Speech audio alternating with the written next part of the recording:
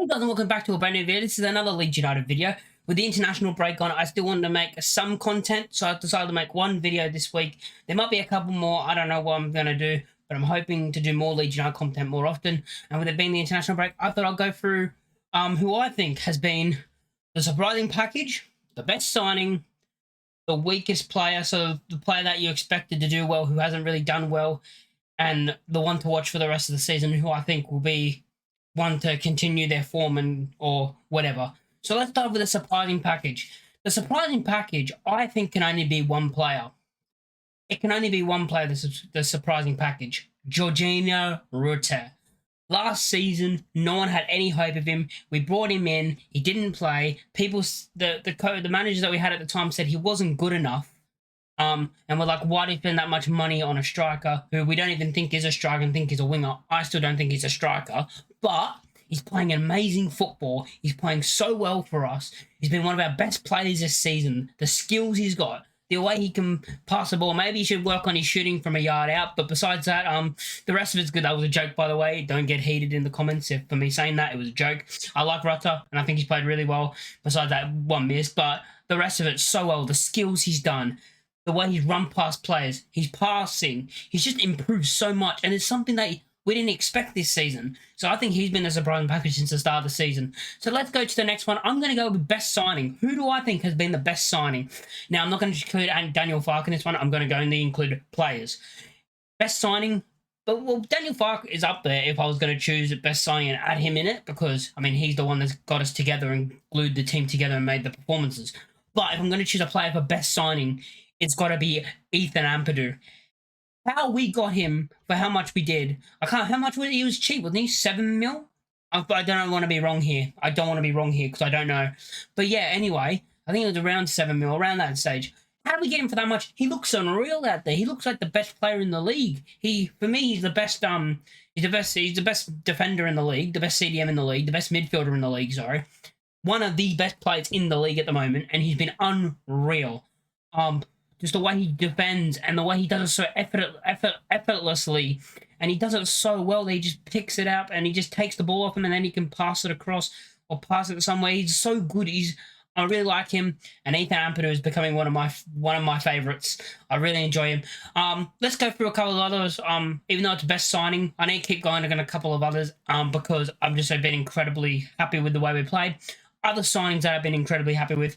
Sam Byram. We got him on a free and no one thought he was going to play more than, before the season, more than 10 games. It's unreal. He can't be beat one-on-one. One-on-one, he's the best, one of the best players, if not the best player in the league, one-on-one. No attacker can get past him. They try and get past him, bang. They try and get past him, bang. He's been so good in that environment of just someone trying to get past him one-on-one. They're not going to. He's been unreal at that in those situations.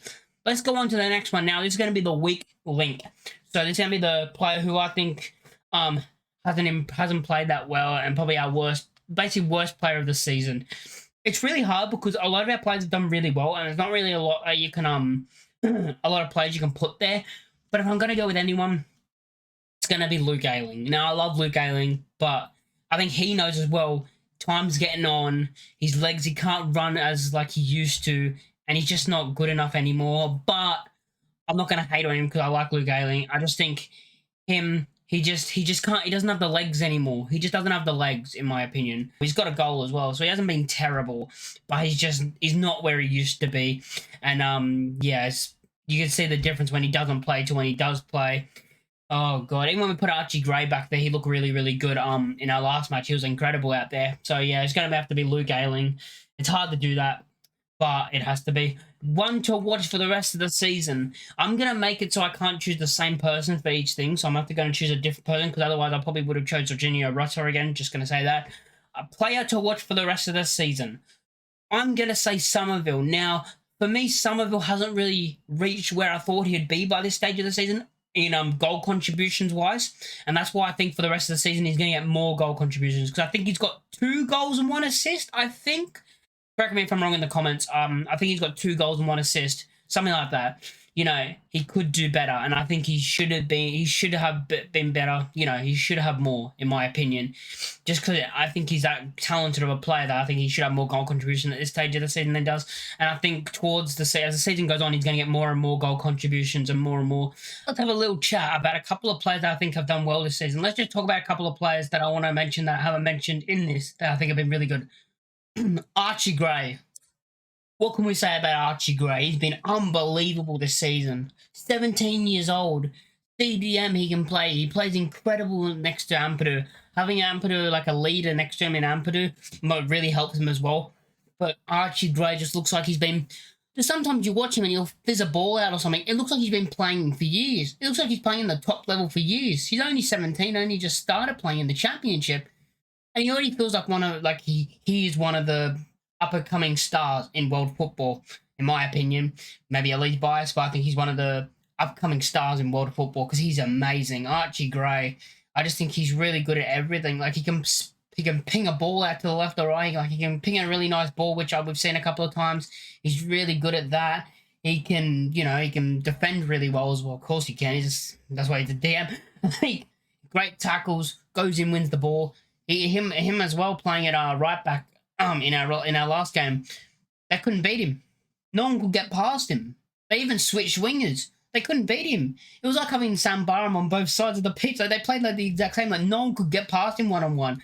And I've just been incredibly pleased and couldn't believe how well he's actually played for a 17-year-old in the championship. I actually can't believe it. But I hope he continues it, and I think he will. I think he'll continue. He's going to get his minutes managed, which is a good thing, and I'm happy that he'll get his minutes managed. He won't be pushed and pushed and pushed. And we got backups in Kamara and Gurav that can play there, so that's a good thing. That's a really good thing for us. And yeah, he's just been incredible. Another player we can also talk about is Scal Strauk. He's been great this season for me. He's been probably one of our best players this season. He's kind of gone under the radar because a lot of people look at Rutter and see the flashy skills, or they look at Ampadu as the defender guy. But Strauk has had a really good season. I think he's played really, really well. Also, Rodon, the centre-back partner. Rodon's been great. He puts his body into everything. You see after every game, he gets absolutely clattered and hit so many times, and then Strauk's just fine. Like he goes through the walls for the club, and I'm happy to have him. Sad that we won't have him for a long time because I'm starting to like him. That's how you don't fall in love with a lone player. Starting to happen already with Rodon. I really like him. Probably the closest thing to Berardi since we've had him. Probably the closest thing to Berardi. Gets stuck in, getting a tackle. Gets hit in the face, he'll be fine. He'll just stand up. What did Fark say? He's Welsh. He's all right. He's Welsh. It was fine. He can get absolutely battered. He's Welsh. He'll be all good. That's the answer, right? Is Rodon injured? He's Welsh. But yeah, I think he's played really well. And I think I'm just pleased with the entire team really. Also, let's talk about Dan James. What can I say? The assists he's got, I think he's actually played well as well. Like. People said he's had bad performances, and that's what you get out of Dan James. He's not a skillful player. He's not going to set the world alight and like make you get off your seat with skills like Rutter does. But I think he's been really good, and I think it's kind of been people have been a bit harsh on him this season. If I have to say that, people have been a bit harsh on him for this season, and I think it's been a bit unfair for me. I think Dan James played pretty well. A couple of assists. I think a lot of the assists he got besides the one against, was it Millwall, where he tripped over, slipped the ball, and then went into the path of Pirro. Besides that one, the others have been great balls into the box. He got the assist for Byram's header, I think, if I can remember right. He got the assist where he whipped the ball over the top and Pirro tapped in the back of the net, and I can't remember the fourth though. Sorry guys, I remember a lot of them, but I can't remember the fourth. But yeah. Another thing I want to go through now, let's go for best and worst games of the season. My favourite performance of the season has to be against Watford. We were unreal. Rutter especially was unreal in that game against Watford. I thought we were amazing. He was amazing. Oh my God, the rest of the team, we played like a great, I didn't think we were going to get broken down that whole game. We looked great in midfield, great in defence, great in attack. And that's probably the best all-round performance we've seen this season.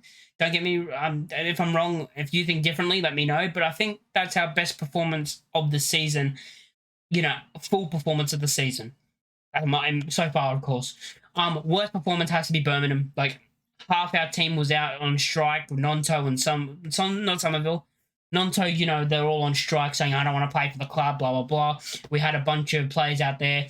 We had Dan James. I think Dan James was legit the best player we had in attack when we came out in that game, because I think Shackleton was on the one side, James was on the other, and I can't remember the other two. I think Gelhardt was there.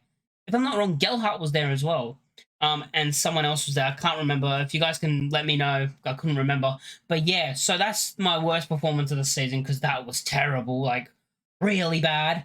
But yeah, what do I think for the rest of the season? I'll talk about what do I think for the rest of the season, and on reflection of how we've been this season, where do I think we're going to end up? I think we had a great start. I think we'll continue it. We've just won 2 games in a row, going into this international break. We won 2 in a row. Probably the worst time to have a break right after winning 2 in a row. But if we can continue this when we come back against Norwich, and we can make it 3 in a row, and then we can start building a little streak. That's what we need if we want to get up there. People do think we can get up there. I do too, but my prediction at the start of the season, if you guys remember, was 5th or 6th. I thought we were going to finish 5th or 6th this season, but it's improved. I'm going to say we're going to finish 3rd. I think we're actually just going to miss out on the top 2, and it's going to come down to like the last couple of games where we're just going to miss out. It might come down to the final game, but I think it'll come down right to the end, and we're just going to miss out, and we're going to have to go through the playoffs. Let me know where you think we're going to actually finish in the comment section down below. If you like the video, make sure to like, comment, and subscribe. Let's hope we can get a win against Norwich next week, and thanks for watching. Peace.